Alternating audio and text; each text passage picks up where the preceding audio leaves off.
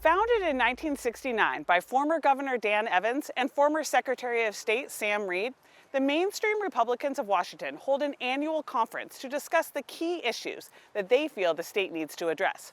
So, we traveled to Yakima for the event, where there was a considerable focus on how to unify the party and repair the polarization within the state.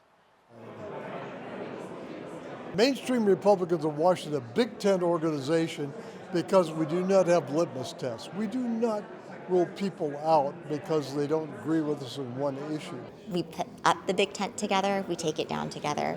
We move that big tent to other areas so that other people know that there is a place where it's not polarizing. Our conference is based on bringing people together who want to work on solutions rather than just gripe and complain, but want to work together to find solutions that are best suited for all of Washington State. We have people from very conservative but practical, common sense conservative to very moderate, which I am a moderate Republican. And we work towards electing mainstream Republicans to office in the state of Washington. We understand, the Republicans are the minority party in this state, but how can we work across the aisle and get certain things done for our communities? That's what's really important to us. So what is mainstream? Mainstream is a group of Republicans that want to govern, want to have solutions, but also understand that we are the minority party and we have to work with the other side to get anything done. If you agree with someone 80% of the time, they're 80% your friend. They're not 20% your enemy, right? It was Ronald Reagan who said if they agree with you 80% of the time, then they're your ally. You're not your enemy. And that's the way we operate. I mean, I'm here. I'm a conservative Republican. I'm a pro-life, pro-gun conservative Republican. I'm here because their tent basically has gotten bigger to allow us to come, and they've expressed that outreach to be able to welcome people from what they consider, the little bit more on the right side. Having those disagreements in a healthy way so that you can recognize your common ground where it exists. Sometimes people can disagree with you very, very strongly on one issue and be able to work with you on another issue. You're not debating the person, you're debating the issue. And the more you do that, you build that respect across to the other individual. And if you do that in a way that you've done your due diligence, you've done your homework, you have your facts, you have your discussion points, they can respect you. This discussion on how to respectfully communicate was central to the opening discussion on building bridges. Find something to do that's not in your comfort zone. Get outside of your echo chamber so that you can hear the other perspective.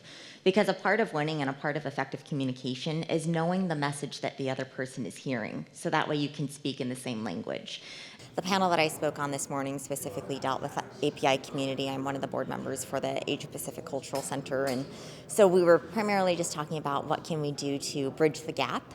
A lot of API community feels ignored by both political parties, so these Building Bridges events focuses less on politics and more about the issues that impact that community. In addition to the panel on building bridges, there were multiple issue-focused discussions throughout the day. This event does not have elected delegates. This is more like a conference, like a think tank weekend.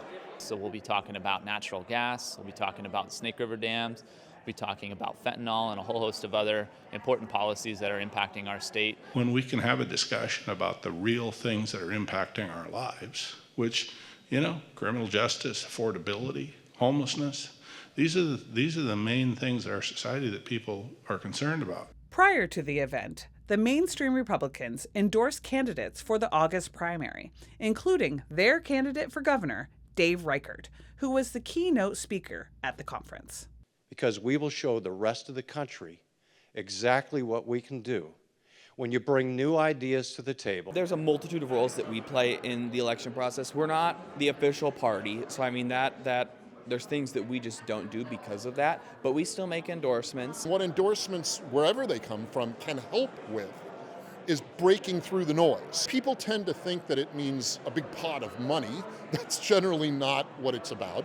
It's more about how you can help message. And I think that a lot of Republicans, myself included, even before I was on mainstream, we look for that mainstream endorsement. We've had a long time of Democrat rule, and when you look at the Republicans that have won in their districts or in their local races, it's mainstream-like candidates that get elected, because we know it takes a lot of work when you're in Olympia to get things done.